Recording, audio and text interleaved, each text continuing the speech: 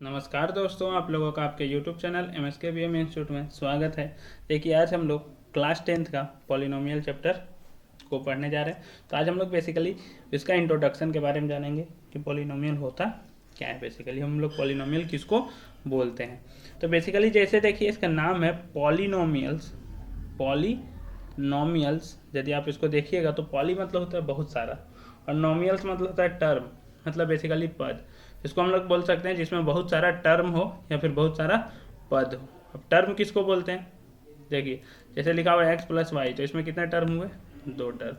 तो पॉलिनोमियल्स में बहुत सारा टर्म होगा। तो बेसिकली यहाँ पे यदि हम लोग देखें तो यहाँ पे हम लोग के पास 2 टर्म है। तो बेसिकली पॉलिनोमियल में आपको एक चीज़ समझना है कि पॉलिनोमियल्स का हर वेरिएबल्स का पावर, वेरिएबल्स का जो भी पावर होगा वो हमेशा क्या होगा, मतलब पावर ऑफ वेरिएबल्स। तो वेरिएबल्स का जो पावर होगा वो हमेशा कैसा होगा, होल नंबर होगा। कैसा होगा, होल नंबर। बेसिकली हम लोग बोल सकते हैं नॉन नेगेटिव इंटीजर। बेसिकली क्या बोल सकते हैं हम लोग, नॉन नेगेटिव इंटीजर बोलेंगे उसको। अब देखिए नॉन नेगेटिव इंटीजर बोलेंगे उसको हम लोग। और दूसरा बात यहाँ पे ध्यान में ये रखना है हम लोग को कि जो मैक्सिमम पावर होगा पॉलिनोमियल्स का, मतलब जो भी वेरिएबल्स रहेगा उसका जो मैक्सिमम पावर होगा, मैक्सिमम पावर ऑफ वेरिएबल्स, उसे क्या बोलेंगे हम लोग, डिग्री बोलेंगे। उसे क्या बोलेंगे, डिग्री बोलेंगे। तो एक सिंपल एग्जांपल से हम लोग स्टार्ट करते हैं। मान लीजिए आपके पास लिखा हुआ है x square minus 3x plus 2। तो देखिए इसमें x का पावर कितना है, 2 है। यहाँ पे x का पावर कितना है, 1 है। यहाँ पे सिर्फ 2 लिखा हुआ है, इसका मतलब ये नहीं कि यहाँ x का पावर नहीं है, x का पावर 0 है। क्योंकि किसी भी नंबर का पावर 0 कितना होता है, 1। तो उसको लिखने का जरूरत पड़ता नहीं है। तो इसको हम लोग चाहे तो लिख भी सकते हैं और चाहे तो नहीं भी लिख सकते हैं। तो यहाँ पे आपको समझ में आ गया। तो देखिए x का पावर 2 है, x का पावर 1 है और x का पावर 0 है। ये क्या है, होल नंबर है। तो होल नंबर है मतलब नॉन नेगेटिव इंटीजर है, मतलब ये पॉलिनोमियल्स है।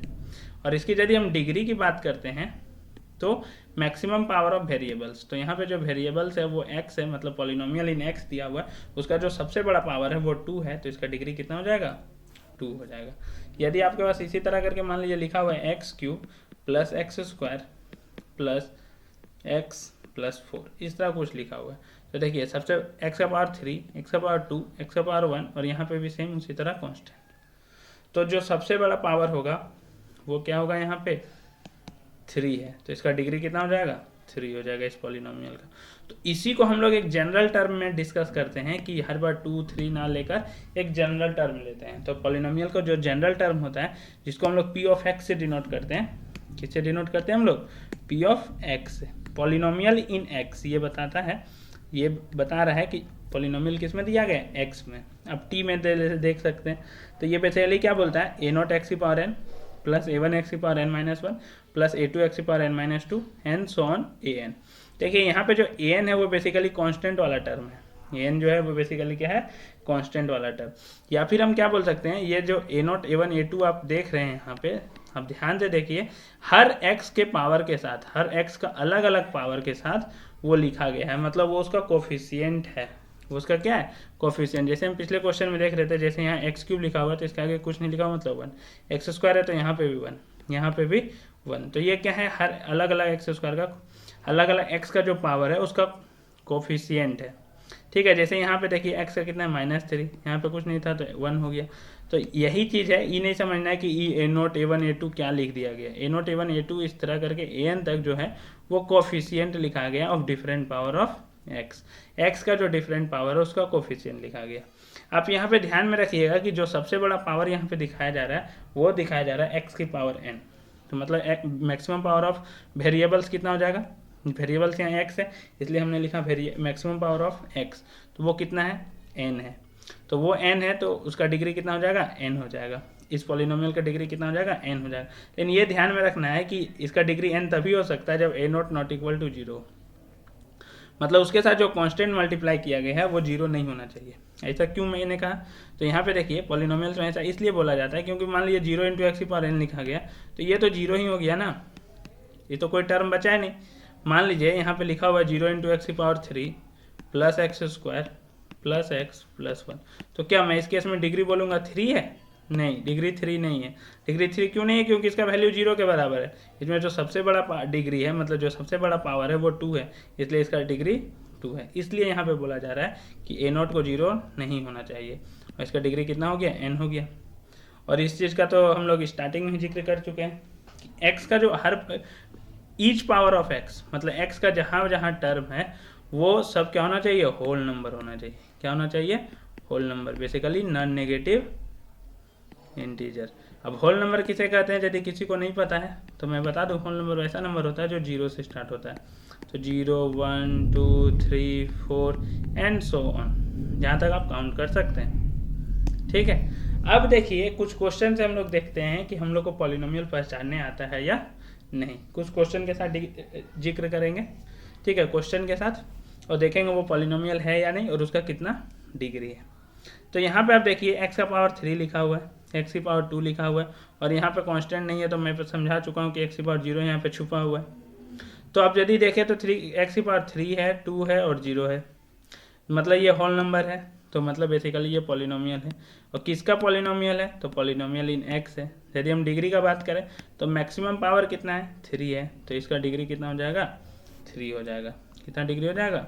3। अब अगले क्वेश्चन की ओर आगे बढ़ते हैं। तो देखिए यहाँ पे ये चीज़ ध्यान देखिएगा, कोफिशिएंट से हमको कोई मतलब नहीं है, कोफिशिएंट कुछ भी हो उससे हमको कोई मतलब नहीं है, सिर्फ पावर देखना है x का। x का पावर 1, यहाँ पे x का पावर 2 और यहाँ पे x का पावर 3, ये भी होल नंबर है सारा, तो ये पॉलिनोमियल है इन x। इसका डिग्री की यदि बात करें तो सबसे बड़ा पावर x का 3 है, तो इसका भी डिग्री कितना हो गया? 3।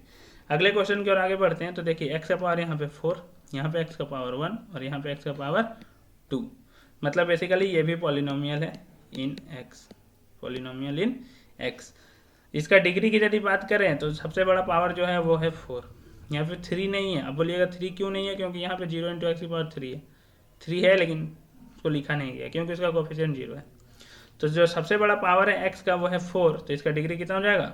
4। अब अगले क्वेश्चन में देखिए, अगला क्वेश्चन जो दिया हुआ है यहाँ पे दिया हुआ x की पावर 5, यहाँ तक तो ठीक है, लेकिन यहाँ पे देखिए 2√x लिख दिया, मतलब x की पावर हाफ लिख दिया।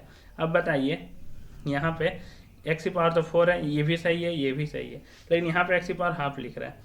तो x की पावर हाफ यदि लिख रहा है तो बोला गया क्या था पॉलिनोमियल के डेफिनेशन में कि ईच पावर ऑफ x क्या होना चाहिए? होल नंबर होना चाहिए। तो हाफ क्या होल नंबर है? तो हम बोलेंगे नहीं, हाफ होल नंबर नहीं है, मतलब बेसिकली ये पॉलिनोमियल नहीं है। अब पॉलिनोमियल नहीं है तो डिग्री लिखते ही नहीं हम। ठीक है, समझ में आया? देखिए यहाँ पे √2 लिखा हुआ था, तो यहाँ पे √2 कोफिशिएंट था, यहाँ √3 था, ये सब कोफिशिएंट था, x का पावर नहीं था। लेकिन इस केस में क्या हुआ? x की पावर √x लिखा हुआ है, इसका मतलब x की पावर ही हाफ लिखा हुआ है, x की पावर ही हाफ लिखा हुआ है, मतलब ये होल नंबर नहीं है, तो इसका डिग्री नहीं, ये पॉलिनोमियल नहीं है, तो डिग्री क्यों बताएं? डिग्री बता भी नहीं सकते हम लोग, क्योंकि डिग्री बेसिकली हम लोग पॉलिनोमियल का बताते हैं। तो अब देखिए फिर से हम लोग देखते हैं सेम उसी तरह कि पॉलिनोमियल है या नहीं है और उसका डिग्री कितना है। तो देखिए सब जगह x लिखा हुआ है, तो आप इसको चेंज कर देते हैं कुछ जगह। यहाँ पे जैसे मैंने कि लिख दिया u, ताकि लगे कि किसी में भी पॉलिनोमियल दिया हुआ रह सकता है, नहीं तो डाउट आ सकता है ना कि हर जगह x लिखा हुआ है, क्या सिर्फ x ही रहेगा? नहीं, यहाँ पे u कर दिया मैंने, यहाँ पे हम लोग y कर दिए, कुछ भी हो सकता है, जरूरी नहीं है कि सिर्फ x ही हो। ठीक है, इस केस में हम लोग t कर देते हैं, इसको कितना लिख दिए? t। अब देखिए क्वेश्चन देखते हैं हम लोग। क्वेश्चन क्या है हम लोग के पास? पहला -x की पावर 3, x की पावर 2 और x की पावर 1, तो होल नंबर है तो पॉलिनोमियल है। डिग्री की बात करें तो डिग्री 3। यहाँ पे यदि हम लोग बात करते हैं तो u का पावर है 2, u का पावर है 3 और u का पावर है 4, ये पॉलिनोमियल है। ये पॉलिनोमियल इन x है ऊपर वाला, ये पॉलिनोमियल इन u है। यहाँ पे वेरिएबल्स जो है उसके बारे में बोला जा रहा है, इस केस में वेरिएबल x है, इस केस में वेरिएबल u है। ठीक है, अब इसकी डिग्री की यदि बात करें तो u का सबसे बड़ा जो पावर है वो है 4, तो इसका डिग्री हो जाएगा 4। अब यहाँ पे यदि हम लोग देखें तो y की पावर लिखा हुआ है 2, y की पावर यहाँ लिखा हुआ 1/3, y की पावर लिखा हुआ है 3।